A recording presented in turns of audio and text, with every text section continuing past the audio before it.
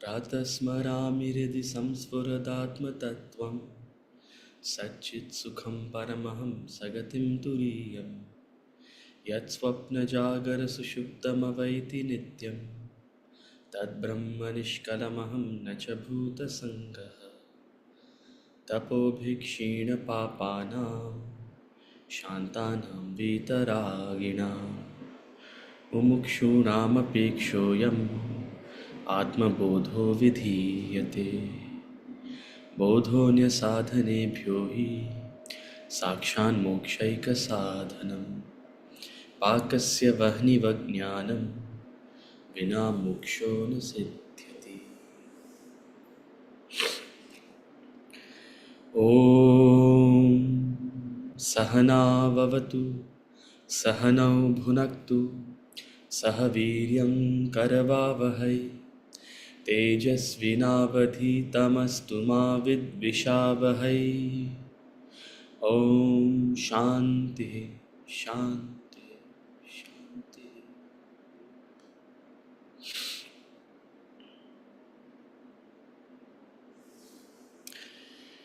Okay, Hari Om.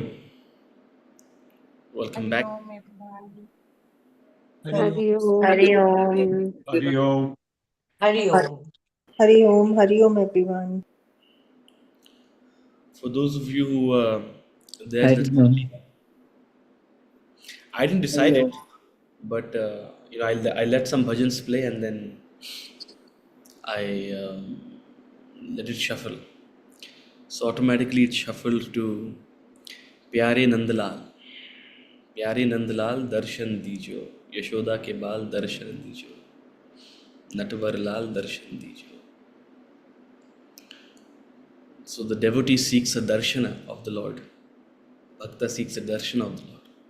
And that's precisely what we're going to discuss. I thought that bhajan was very apt because today we're going to talk about the Vishwarupa Darshan, or at least start the chapter on the Vishwarupa Darshan. And it resonates with the theme of that bhajan, the devotee seeking a vision of the Lord. In whatever form, here he's seeking a vision of Nandalal, right? The childlike form of the Lord. But before we jump into that, we'll take up questions. There were some questions in the group, which I will pull out. And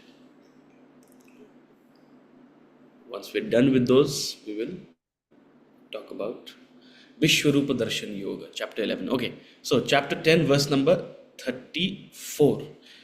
Both death and birth taken together signifies the present meeting point of the past and the future. Your mind tends to slip into the past memories or future imaginations. God is pure consciousness, unconditioned by thoughts. God resides between two thoughts. So, beautiful section of the commentary from verse number 34. I'll just pull it out. For those of you who have the book, verse number 34, it's written in the text itself.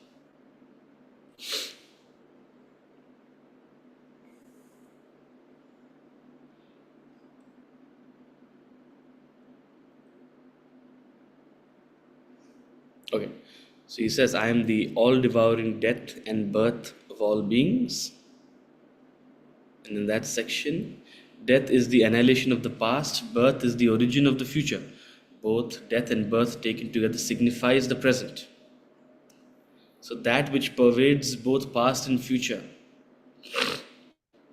the meeting point signifies the present moment.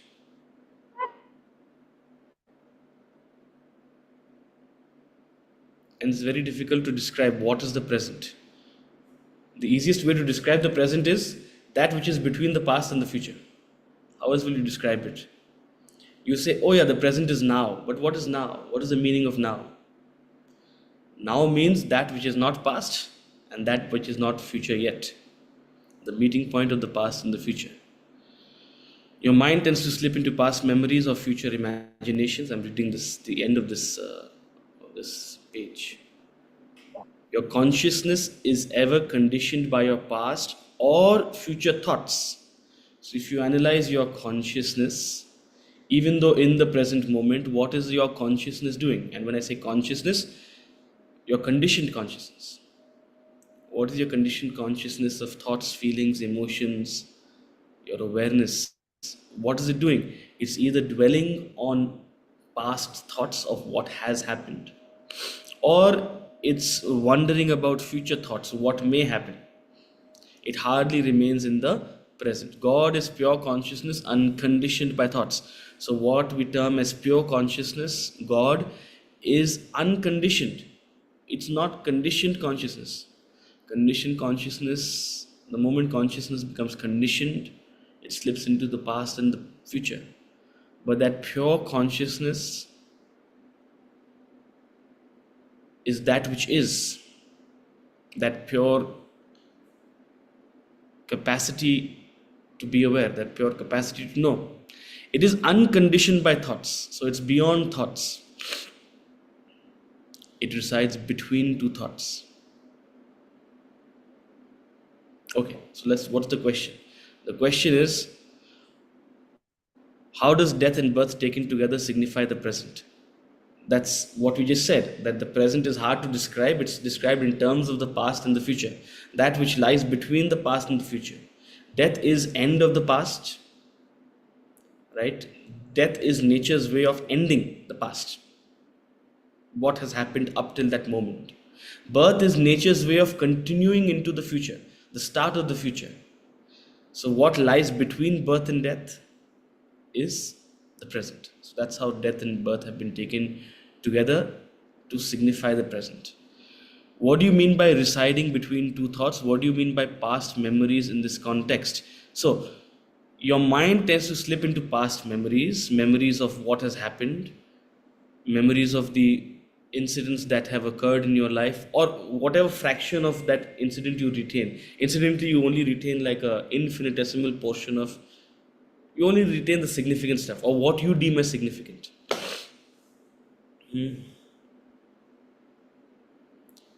You only retain what you deem as significant. A few years ago, my wife and I met Shah Rukh Khan. She's a big Shah Rukh Khan fan.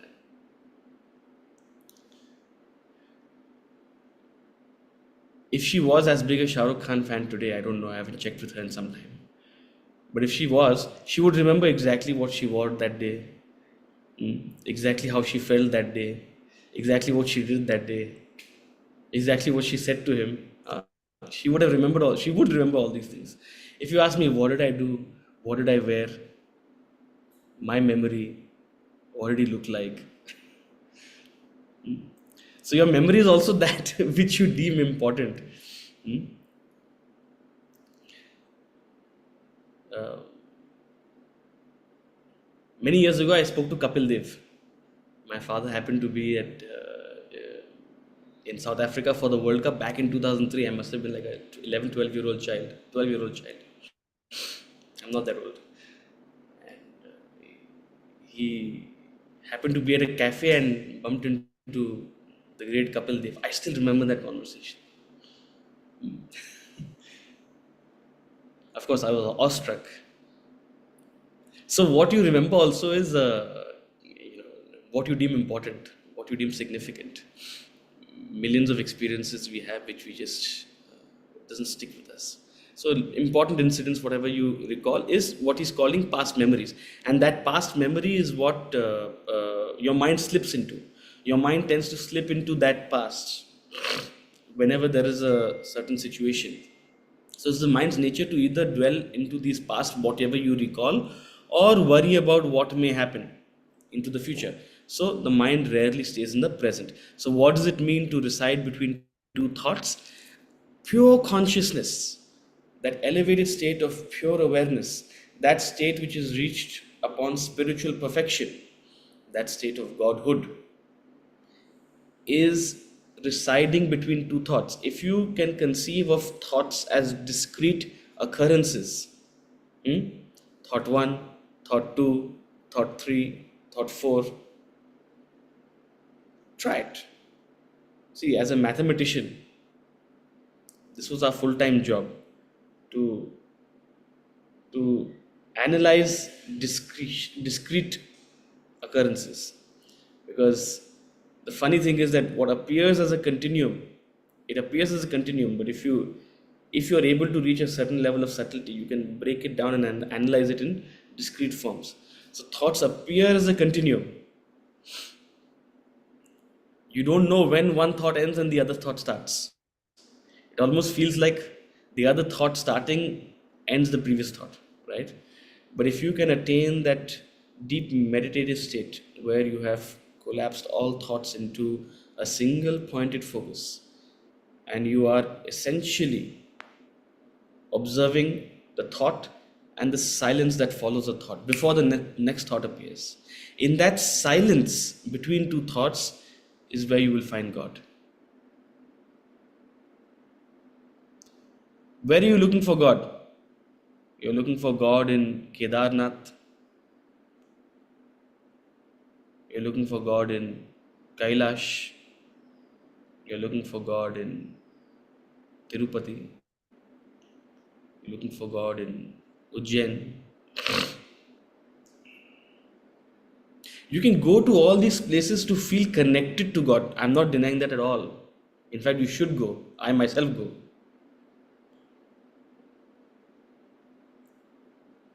Those places can elevate your sense of connection, your mind's resonance, no doubt about it. But ultimately, if you want to have the ultimate darshan of the Lord, if you actually want to meet God, where do you have to go? You have to go between those two thoughts. Right now, we are not paying attention. So thoughts are rising, falling, rising, falling, rising, falling, without us taking a moment to observe what is that silence between two thoughts. That's what you're doing in meditation. In the deepest meditation, you're holding the mind in single pointed concentration so that you can make that silence more apparent. You can pay closer attention to that silence. It sounds theoretical to you and me. It is. But for a dhyani, for one who has attained that asan shuddhi, it's a very practical exercise. Okay, the next question is, spiritual knowledge produces a splendor, a glory, beauty, and a seeker. Okay, clarification on the lines below. Clarification is question only. Somebody is reading Swami Chinmayananda. I can see. We are not done reading this book when we started reading more. Such is the human mind. But Swamiji writes beautifully. He says, the splendor in a splendid object is not the qualities of the object from which the shine comes out. The splendor in itself is beyond qualities. It has no qualities. Even it is merely an experience. That splendor is an experience. Ramakrishna Paramahamsa once said, truth no doubt is light, but it is light without its properties. The Upanishad said something more similar and beautiful. They said, consciousness is light beyond what you are seeing.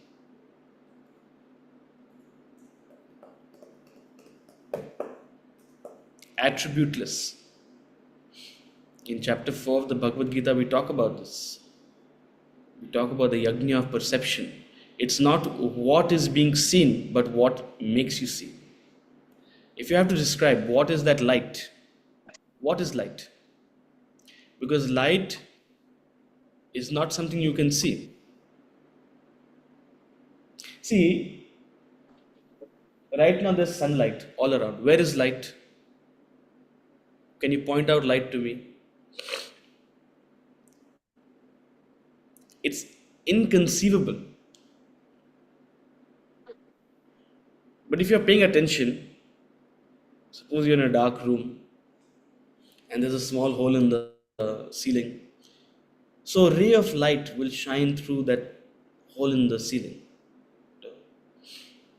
And what you'll incidentally see in that is maybe dust particles or whatever there is in that room.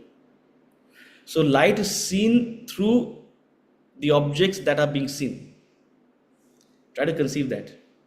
Light is being seen through the objects that are being seen. For example, if you go into space, there is light. Light from the sun is reaching the earth, isn't it?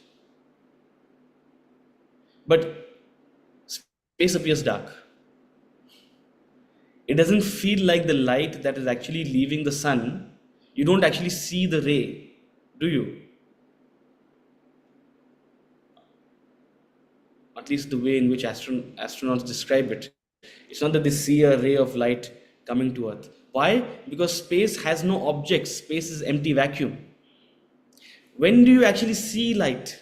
When there is some object to be seen in the light.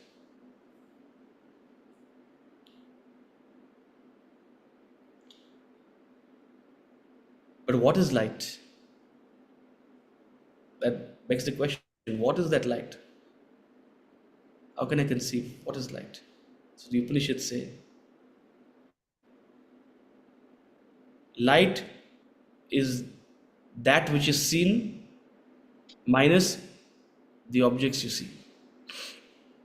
Light is what is seen. Light makes you see. Without light, you can't see. So light is what you are seeing minus the objects that are being seen with it. Light is that which remains if you remove the object of perception.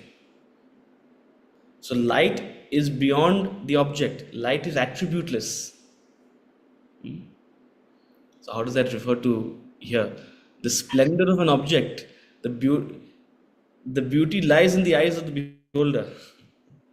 The splendor actually lies in that who is seeing something as splendid, right? So it resides in the light. It's an experience.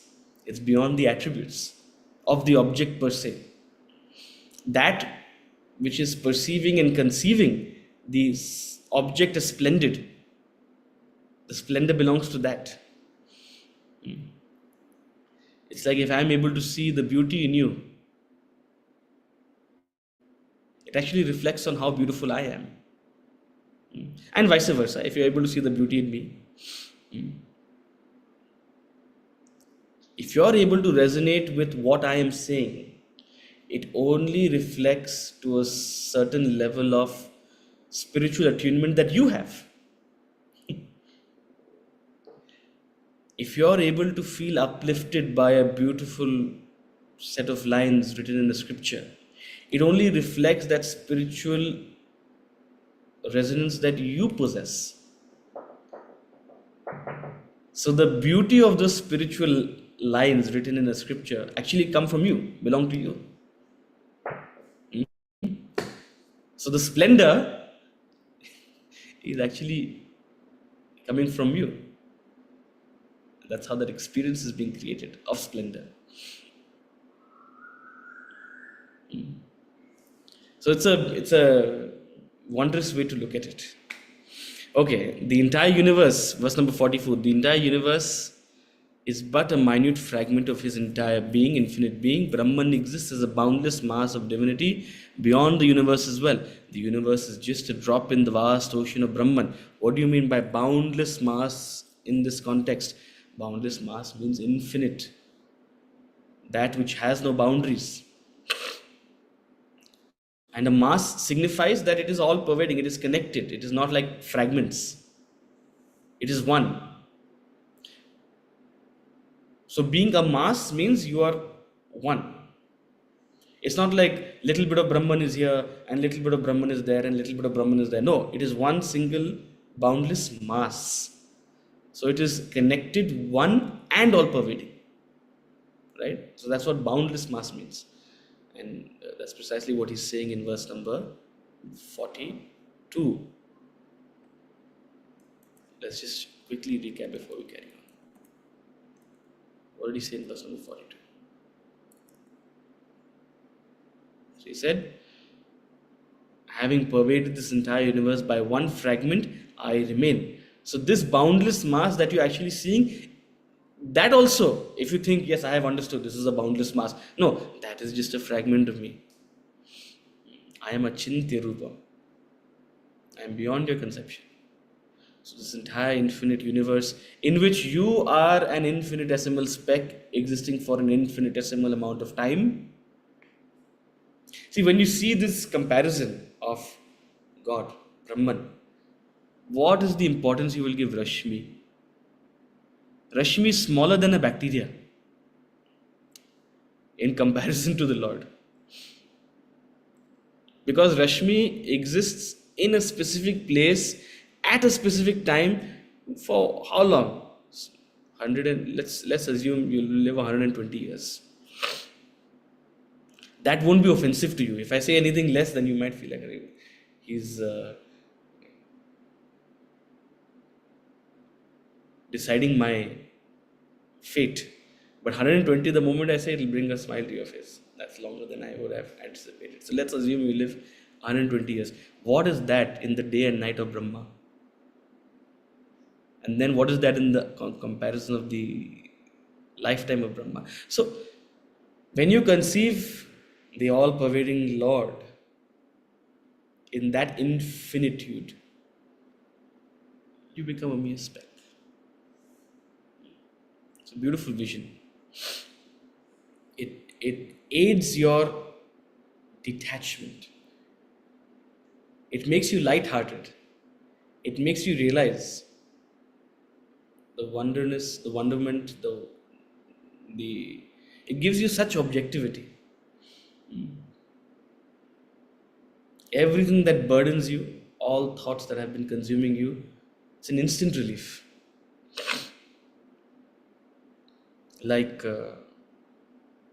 Relly spray. It is literally like Relly spray. You know Relly spray? Or if you go to Bangkok, you'll get Yoko Moko. If you ever have anything that's bothering you, nagging you, put one spray of Yoko Moko, relief, instant relief. It's like, what was I even bothered about? So such a perspective on life is an instant relief. It makes you feel light. The work we have to do is making it a permanent vision. Right? How to make it our predisposition. Right? Okay. So with that thought, any other questions? Thank you, sir. So, all the qualities which God has described, they are all the best qualities, excepting this Dhyut wala thing. So, I am wondering that why he has used specifically this. Except the gambling. Yeah.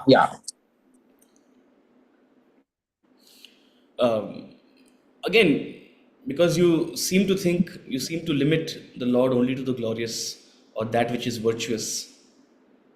But to give a perspective that God is Dvandvatita. It pervades both virtue and vice. It pervades both good and bad.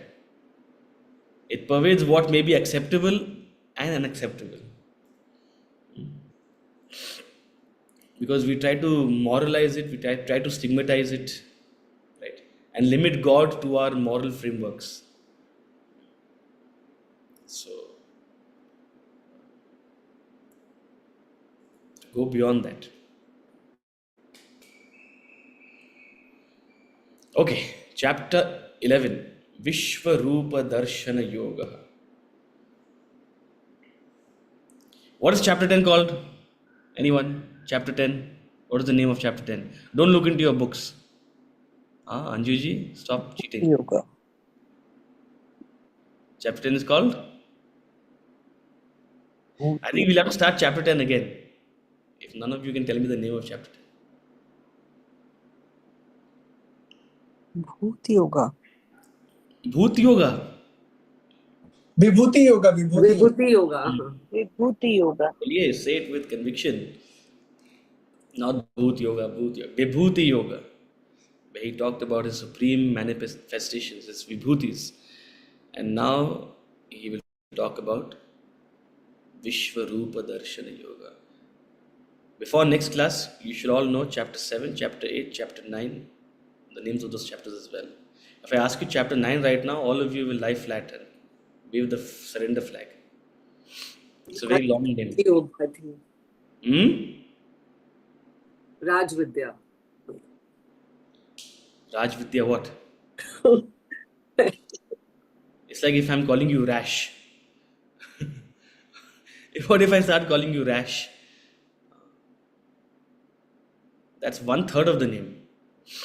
Raj Vidya, Raj Guhyam. Raj Vidya, Raj Guhya Yoga. Raj. Chapter 8.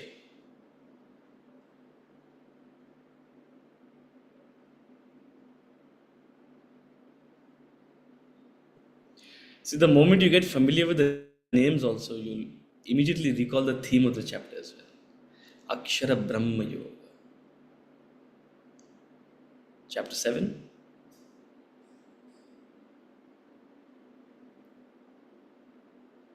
Okay, I'm not going to trouble you guys. Next class, have it memorized. 7, 8, 9, 10. I hope you all know 1 to 6. If you all don't know 1 to 6, then I should walk out of the room. 1 to 6, everyone should have memorized. It's your journey. It's our journey. From Vishad to Dhyan. From despondency and confusion. From delusion to meditation. The entire journey. These are ways in which we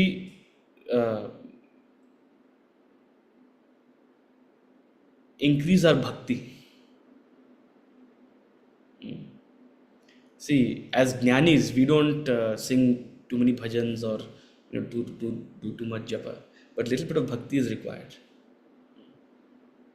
So one of the ways in which we express our bhakti to Mother Gita is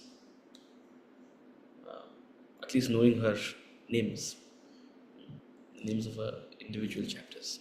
So Vishwarupa Darshana Yoga, as the name suggests, it is going to be talking about Vishwarupa Darshan. Just like Vibhuti Yoga talked about the Vibhutis, Akshara Brahma Yoga talked about the Akshara Brahman as Akshara. That was the immediate theme or the overarching theme. Similarly, this chapter is going to talk about the Vishwarupa Darshana, the cosmic vision, the vision of the cosmic form. In this chapter, as a conclusion from whatever Arjuna has heard in chapter 7, 8, 9, 10, these great grand theories, these magnificent descriptions, these glorious enumerations of the Lord. We've been through some beautiful metaphysics in the last 4 chapters.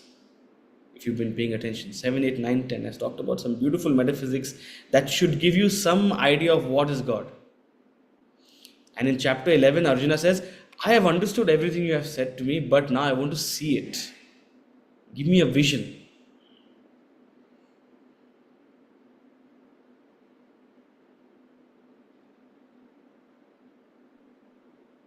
So does that mean that he did not believe it?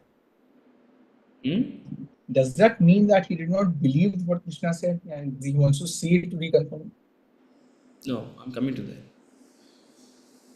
As you evolve, you get the vision yourself. As you grow, as knowledge seeps into you, as bhakti establishes itself in you, right? As you develop spiritually, an essential attribute of spiritual evolution is a vision. Your worldview changes. What you see in things changes. We think, okay, God has to have a certain form, God has to have a certain description. No, this is how God functions in you. This is how God becomes more apparent to you. This is how divinity becomes clearer to you. Your drishti becomes divinized.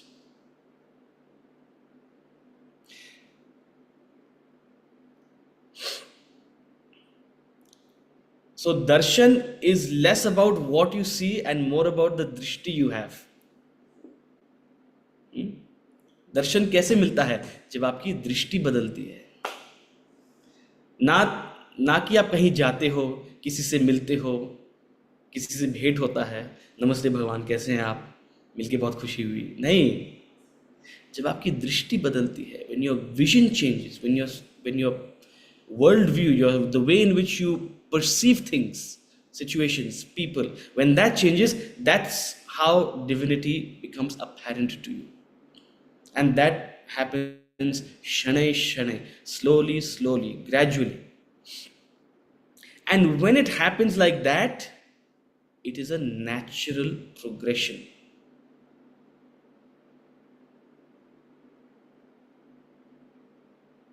Think about it yourself. If you've been on a certain journey, your own relationship with the Lord has evolved.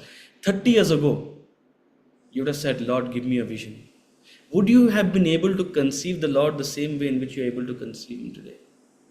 Anjumji, if you asked for Krishna 30 years ago, how would you conceive Krishna? What would you want from Him? What would you want Him to say to you? Those things will all be different today, I'm assuming. Isn't it? What has changed? Krishna has not changed. How you see Krishna has changed. Your drishti has changed. Were you able to see it? Had you been able to see it, you would have had that drishti 30 years ago. But through some of your experiences, through the knowledge you have gained, either through scripture or through experience, however, your drishti has changed. So, in answer to your question, Yashoji, it's not that he didn't believe. But dil hai ki manta nahi, dil can't wait. If I say, I will give you what you want, but later, you won't agree to that. You want the darshana. So the essence of a bhakta is that he wants it right here, right now. Mujhe darshan dijiye. And it is true, in certain ecstatic states, even though we may not be ready for something, we want it. Right? So it's not that he didn't believe. It's just that he was so overcome by knowledge. And it's very true. Let me tell you that. I tell you, if you're 3 months in the Vedanta Academy or the Gita Academy or any ashram studying Vedanta, eating, sleeping, drinking, breathing Vedanta, you'll think, oh, you're almost there. Ab bas darshan mil jaye. Because your mind has been elevated to such a state. You think it's just the next step. So it's not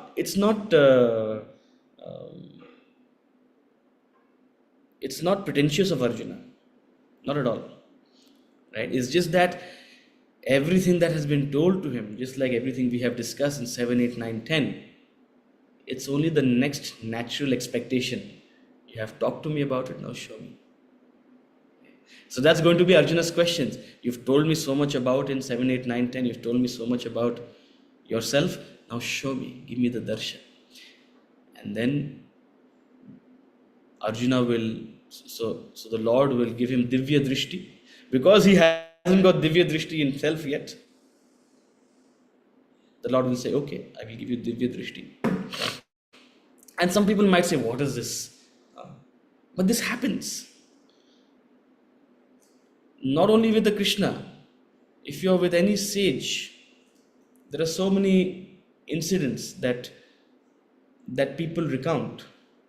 Recently, I was watching a video where in the Ramakrishna Mission, Swami Sarvapriyananda was talking about an experience one of the Swamis in the order had with Sri Ramakrishna Paramahamsa himself. Of course, maybe a couple of 100 and something years ago, and it's recorded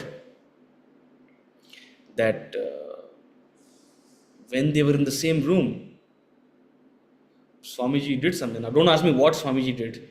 Okay, Swamiji did something that elevated that monk's consciousness. It's like giving him a divya drishti, But it couldn't last. He couldn't take it beyond a point. So Swamiji just removed that sort of heightened, elevated vision. He describes, it's recorded, he says, I was seeing Ramakrishna everywhere. I was seeing Ramakrishna everywhere. Now, this is how Swamiji described it in his. So it's not that these things don't happen.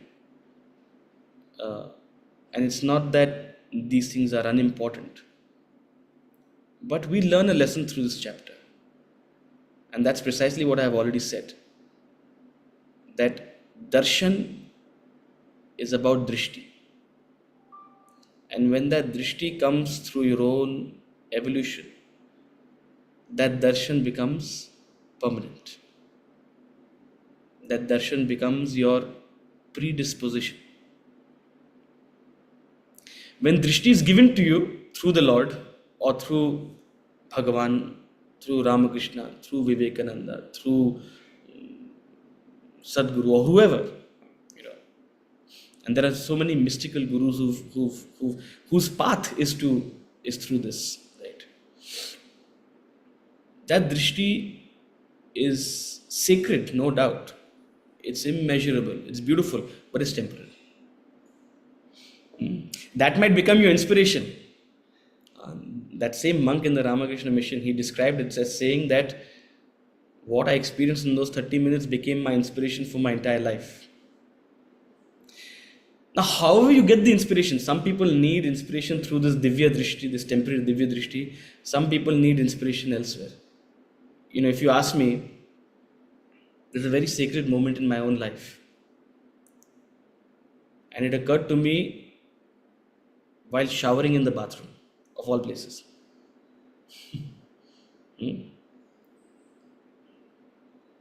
This was in January 2011. I had just come back after listening to Ishavasya Upanishad with Swamiji. So I was back from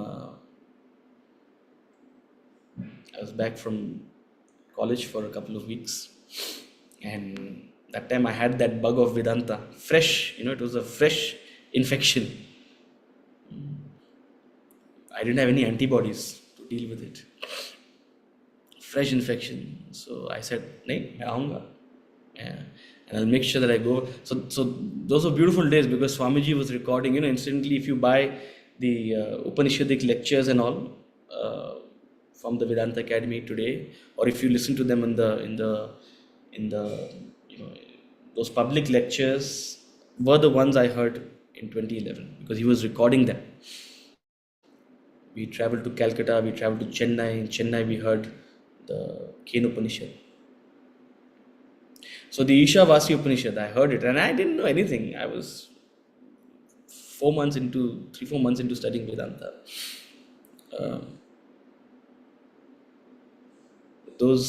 That one verse. Now God knows what I understood of it back then. Right? God knows what I understood. I don't remember how I interpreted that verse or how I interpreted. But the very first verse, Ishavasya Medagumu Sarvam, Yat Kincha Jagatyam Jagatena Tyaktena Bhunjita Magrida Kasya Svitanam. Coupled with Swamiji's 1 hour explanation of that mantra. I don't know what cosmic form I saw, but that drishti was enough. And in the shower, when I came back after the lecture, I was very elevated after the lecture. I was like, I'm so grateful I came for this. I'm so grateful I came for this. And in the shower, I decided, this is what I want to do with my life. So then I went and gave my mother the shock of her life. I'm not going to college. I'm going to study this. Long story short, now you're seeing me here in this form. But that Divya Drishti was an inspiration which carries you through your sadhana. So different people get Divya Drishti in different way, is what I'm trying to say. You don't necessarily have to see Chaturbhujam, Chaturbhuja Vishnu necessarily. You can see Chaturbhuja Vishnu in various forms, right? Depending on your nature. So Arjuna wants to see this Divya Drishti. And the Lord says, Tathastu. Okay. Because if you want to see the Divya Drishti, it's only but natural for a devotee to want the Divya Drishti. But it also means that you've not got the Drishti yourself yet. Right? So let me give it to you. And what we'll see through this chapter is Arjuna will describe the cosmic form, and then Arjuna will immediately say, oh my God, but this I cannot handle. It's terrible. It's too much for me to take. Please, please, Lord, come back to your original simple form. Come back to that simple form as Krishna with 2 hands and 2 legs. I don't want to see this cosmic form. And that's how the chapter will conclude. Right? Arjuna requesting the Lord, and the Lord coming back into his normal 2-hand, 2-legged form as a human being. So the lessons from this we will maybe explore once again when we come to the conclusion of this chapter. But with that thought, we will dive into chapter 11. It's a slightly long chapter, but we won't take that long to cover it. Right? A lot of it is very descriptive. There's not that much philosophy besides this thought that I have already shared with you, but it's wonderful nonetheless. Right? And the more you study this chapter, I think this is the maybe 10th or 11th time perhaps I'm studying it, and it's one of those things that grow on you, right? You feel more connected with such sort of a vocabulary the more and more you do sadhana. So what I'm trying to say, that some of you may feel this is too mystical, or this is not something you can relate to yet, but with time, perhaps the next time you study it, you'll feel more connected to it. Okay, we'll chant verse number 1 to 4. 1 to 4 together. That's when Arjuna asks for the vision. Arjuna uvacha madanugrahaya paramam guhyam adhyatma sangitam yatvoktam yachastena mohoyam vigato mama bhavapyayo hi bhutanam shrutau vistarasho maya tvattah kamalapatraksha mahatmyamapi chavyayam evametadyathāthatvam atmanam parameshvara drishtumichhami te rupam aishvaram purushottama manyase idi tacchakyam maya drishtimiti prabho yogeshvara tato me tvam darshayatmanam avyayam. Some beautiful names for the Lord he will use in these 4 verses. As he says, Arjuna said, by that speech of the supreme secret is in chapter 9, as Adhyatma, chapter 8, which you have spoken out of compassion for me. So everything you have said in the recent chapters, all the knowledge you have given to me, there is some amount of clarity I have gotten from that, no doubt about it. This delusion of mine is dispelled, albeit temporarily, but it's dispelled. Just like when you and me discuss out here, perhaps you ask a question, I give an answer. At least for some time, based on what I say, some of your delusion is dispelled. Thank you, Utsavji, I have got the answer.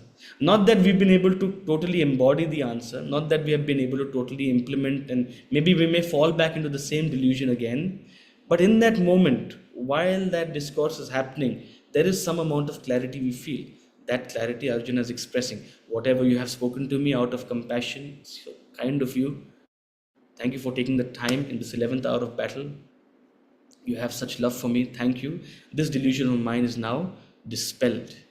Verily, the origin and the dissolution of beings, which you talked about extensively. Recall the Kalpa, the Pralaya, the Mahayugas, the origin and the dissolution of beings that you described, that you explained, have been heard by me in detail. O lotus-eyed one. Beautiful name. Kamala Patraksha. First time and the last time you'll hear this name that Arjuna uses for the Lord. You're beautiful. You've got beautiful eyes. Your eyes are like blooming lotuses. And those of you who do regular puja will know what a blooming lotus looks like. So wonderful. I was in Kalighat the other day. We were entering the Garbhagriha. My mother handed me a lotus, and because you have to open it up because the lotus comes sort of close. And the moment you open it up, you look at it. It's so mesmerizing. If you haven't felt mesmerized by a lotus, go get a lotus, open it up and see it. Take a moment to appreciate its beauty. It's so dynamic yet symmetrically beautiful. So when someone is lotus-eyed, it means they have artistic beauty and they have the precision of knowledge. It's a beautiful way to describe a beautifully balanced being. And it's used throughout the scripture. Even in the Gita Dhyanam, we describe Vyasa as lotus-eyed. Namostute Vyasa Vishala Buddhe Pullar Vindayata Patra Netra. And the same description is used for Krishna out here. Oh, lotus-eyed one. So it's no surprise that the lotus is such a revered flower in our culture, right? From the navel, right, the lotus blooms. So, oh lotus-eyed one, please, I have heard from you about your inexhaustible greatness. When did he talk about the inexhaustible greatness? In chapter 10. He talked about all the glorious vibhutis. And he said, this is just a fragment. Actually, it is unending. So I have heard all of this. The origin and the dissolution and the inexhaustible greatness. Chapter 7, chapter 8, chapter 9, chapter 10. I have heard it.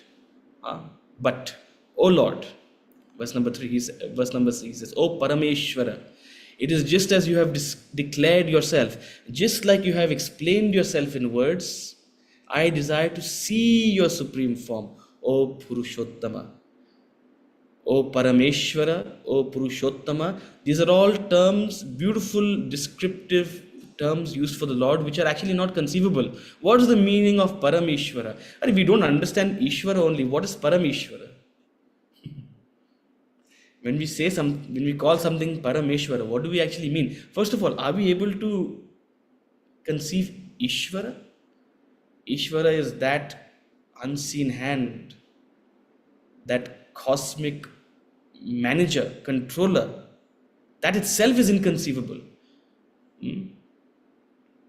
What is that manager managing karma, managing weather, temperature, gravity, making sure that the earth stays where it is, the sun stays where it is, making sure that the galaxies function. See, in any organization also, the position held by a person is given a certain glory based on the kind of work they manage, isn't it? That's why a CEO is held in the position that they are held in. Imagine someone who is responsible for all the entire manufacturing plant. Suppose you're in Tata Steel's steel manufacturing unit. Immense. Divya ji is here. Divya Agarwal. I can see her. Divya ji, can you hear me? I hope. Well, even if she's not here, now I don't know how big Century Ply's factories are, or how huge manufacturing units are. But imagine the manager that is managing that entire place. They're given a certain stature, right? So the kind of work you are managing, that based on that you are designated a certain glory. So the manager of the entire universe, the entire cosmos, this entire manifest creation, who is the manager behind it? Ishvara. That itself is an inconceivable. We can't manage our homes. We can't manage our small organizations. Managing our Managing a state or a country itself is inconceivable. Ishvara. And he's saying, oh Parameshwara. Who is a Parameshwara? Inconceivable. So he's attributing that inconceivable glory by calling him O Parameshwara. O Parameshwara, it is just as you have declared, just as you have explained to me in these previous chapters. I desire to see your supreme form, O Purushottama, O Uttama Purusha. Once again, Purushottama is that which lies beyond the Kshara and the Akshara, beyond the manifest and the unmanifest, beyond the changing and the changeless lies Purushottama, that which lies beyond the intellect which can only conceive the changing and the changeless, beyond the buddhi. You are that incredible being. I wish to see you. Whatever you have explained, it has cleared my delusion, but it has not satisfied my soul. It has not satisfied my heart. So I wish to see your form.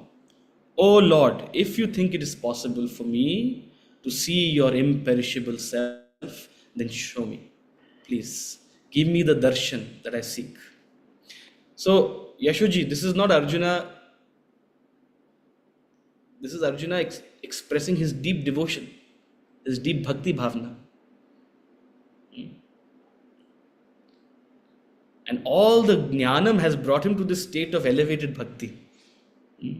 And that's when you know jnanam is working. Knowledge is not just intellectual gymnastics by which you say, yes, I have understood. In fact, if you have understood, it means knowledge has not worked. The role that jnanam plays is to cultivate within you this incredible bhakti. I cannot explain. I cannot understand. You are beyond my conception. Jnanam is meant to invoke in you that ascharya bhavna. And this is not only true in spirituality, this is true in any field. Even in economics, even in computer science, even in history. If a historian says, I know exactly the history of the world, it means they have not understood anything. The more a historian studies history, they will be opened up into the magnificence and the wonderment of what may have been. So, the way in which you know true knowledge is actually functioning within you, it's actually struck a chord, is if you are filled with a sense of humility and wonderment. That's why the first quality of a jnani is amanitvam, humility. You realize your knowledge is just a speck. So, O Parameshwara, if it is possible, O Lord, if you think it is possible for me to see your imperishable self, if you think this darshan is possible for me, O Yogeshwara, O Lord of the Yoga, please show me. Right? Arjuna requests for a vision beyond the description. And the Lord says, from verse number 5, 5, 6, 7, 8 we'll chant together. Shri Bhagavan Uvacha Pashya me partha rupani Shatashotha sahasrashah Nana vidhani divyani Nana varna kritini cha Pashyadityan vasurudran Ashvinau marutastatha Bahunyadrishta purvani Pashyascharnani bharata Ihaikastham jagat kritsnam Pashyadya sacharacharam Mama dehe gudakesha Yachanyad drashtumichhasi Natu mam shakyase drashtum Anenaiva svachukshasha Divyam dadami te chakshuhu Pashyame yogamaishwaram.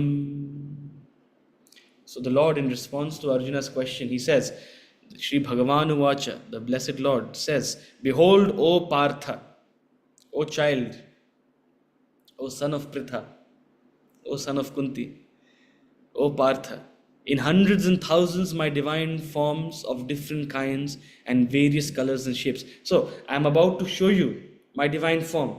You will behold and be ready. What you will see, hundreds and thousands of colors and shapes, different forms, different visions. Get ready. He's preparing Arjuna. What you're going to see is something incredible, something unimaginable. You're going to see the entire cosmos in me. You're going to see the entire manifest creation in me. Behold, he's not showing it yet. He's saying, behold, behold, Adityas, Vasus, Rudras, Ashwins, Maruts, and beyond. Behold, O Bharata, many wonders never seen before. So, in the previous chapters, we talked about these deities, right? They are the sons of Diti and Aditi. They are the various functions of the manifest cosmos. The Adityas, the various stages of the suns, the Vasus representing the elements, the forces of dissolution, and the Rudras, the Maruts, the forces of change and flux, the winds, the Ashwins. Ashwin Kumaras are the gods of healing, and the gods of restoration. So one can think of the gods of sleep, the gods of your immunity, the gods of restoration and regeneration. All of these are represented by Ashwins. So all these deities you're going to see in me, and many other wonders which you have never seen before, which you could have never imagined. Now behold here in my body the whole world. You will see this whole cosmos with the moving and the unmoving, the animate and the inanimate, the living and the non-living, everything, all things and beings, and whatever else you desire to see, you will see within me. But, he says, but you cannot see me with these eyes of yours. These eyes, these physical eyes of yours are insufficient. I will give you the divine eye. I will give you the Divya Chakshu.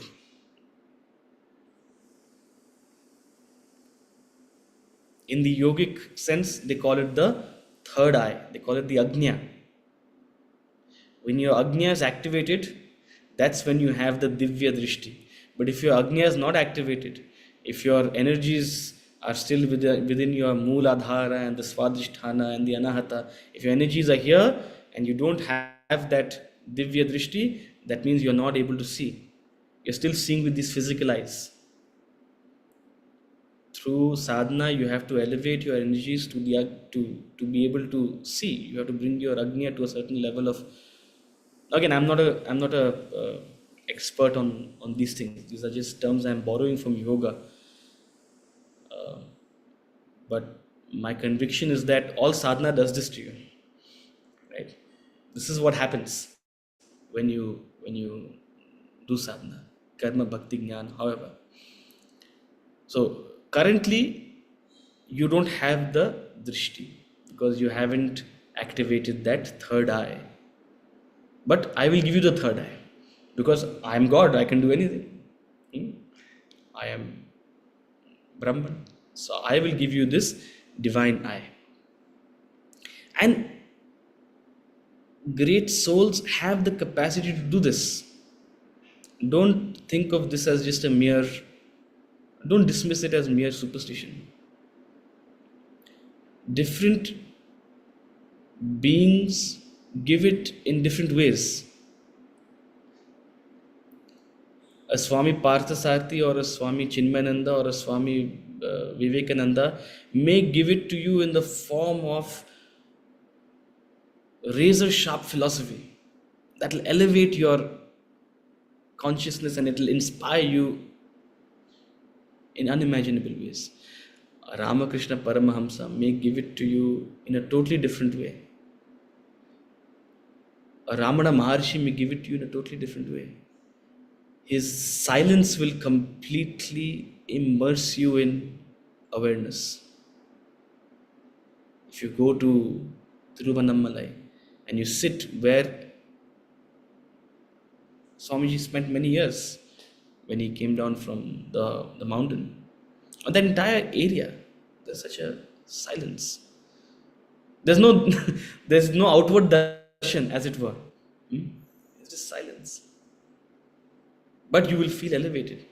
So different gurus have different way of giving a darshan, and it generally depends on what the seeker is, what kind of seeker is in front of them. So don't dismiss this as something that's just superstition. No.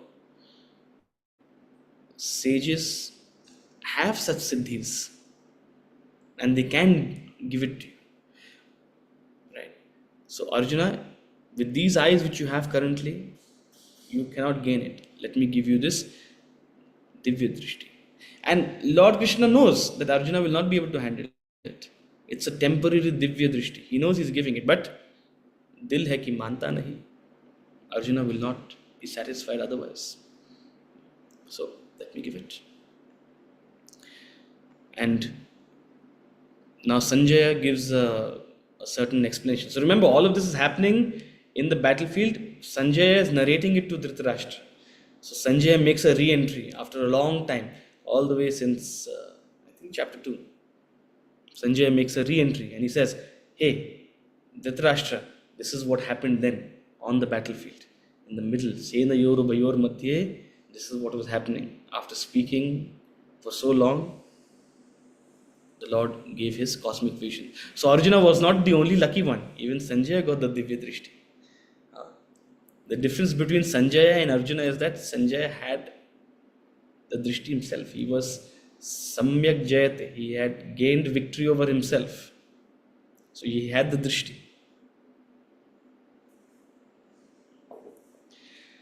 Arjuna was given it to it by the Lord. So Sanjaya Uvacha. We will take up these verses in the next class because describing the cosmic form or the moments building up to it, I have lost a total sense of time. I just saw the time, it's past 8 o'clock. This is what Divya Drishti does to you. It makes you lose your mundane sense of awareness. So it's but natural. But with that thought, we'll conclude our discussion and elaboration today. We'll take up the cosmic form in the next class, and we'll go through it pretty quickly. We won't spend, we don't have to spend too much time. But are there any questions? If there are any questions, I'm happy to take them up right now.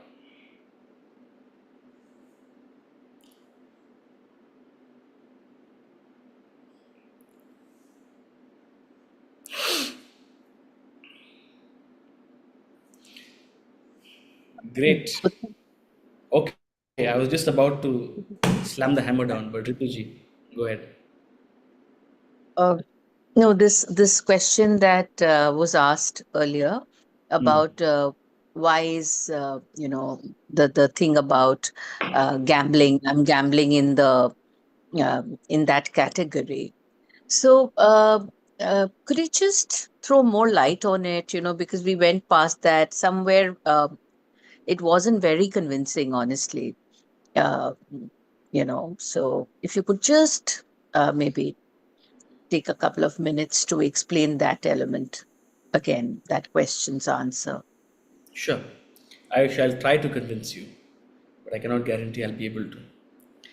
But see, nonetheless, what we have to always keep in mind is that the Lord is saying, this is a brief statement of my description. So if we take these descriptions, these vibhutis to be absolutes, that's missing the whole point. Because he's not saying I am just these things, right? He's saying, you want to think of me through these, right? So when he's seeking to make you think, of course, he's not going to talk about negative things, right? As we said, the mind tends to dwell in that which is glorious, that which is that which is outstanding. So when your mind dwells there, remember me. However, the human intellect as it is may get confused then. So is it that only glorious things or good things are where the Lord resides, right? Because the mind often remains indulgent in that which is not, perhaps morally permissible as well.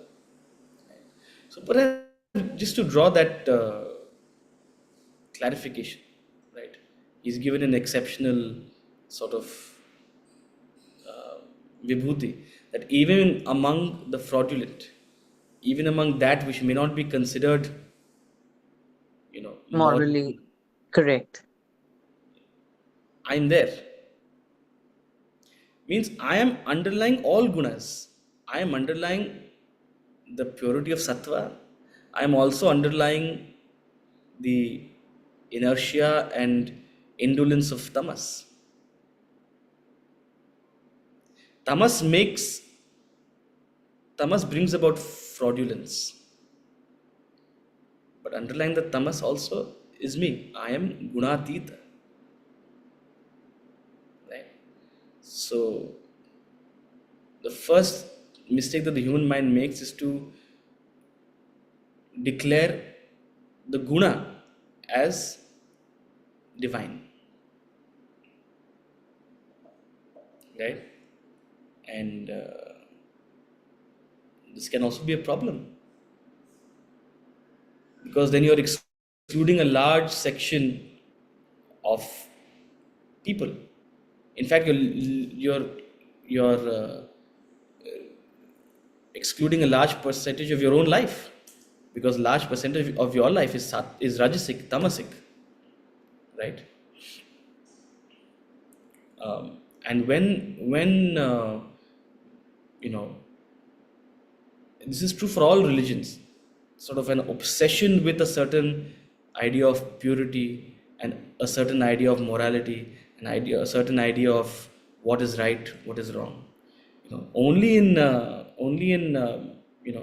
this culture, in fact, has it made space for spiritual practices of all forms. Particularly, say for example, in tantric paths, right? There is a place given to even tamasic sadhana. Now, I'm not saying you should go and do that. I'm not saying you should go and do that. There's tamasic sadhana, there's rajasic sadhana, and not every sadhana is meant for everyone.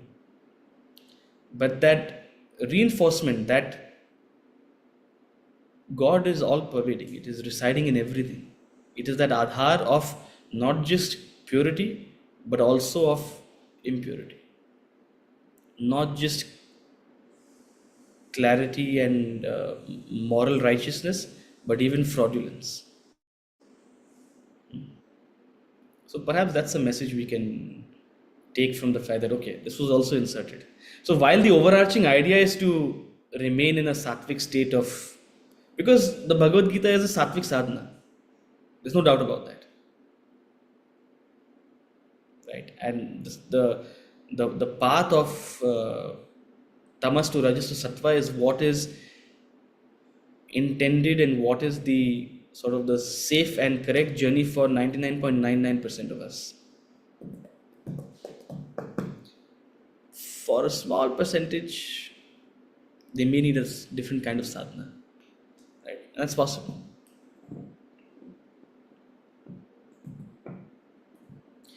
But over time, different sampradayas also sort of fight amongst each other because of such ideas.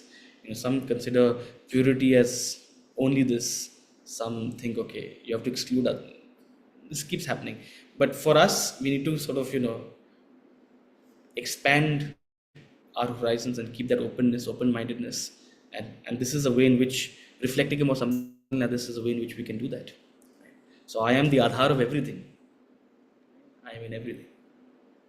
Was that a little more convincing? Yes, thank you so much. Any other questions? Okay, I'm really excited. I must confess, I've never been so excited to talk about chapter 11, but something has happened. I can't describe it. And I'm really excited to talk about it in the next class. So we'll see you again on Sunday, where we'll take up the Vishwarupa Darshana. With that thought, thank you so much. Hari Om. Hari Om.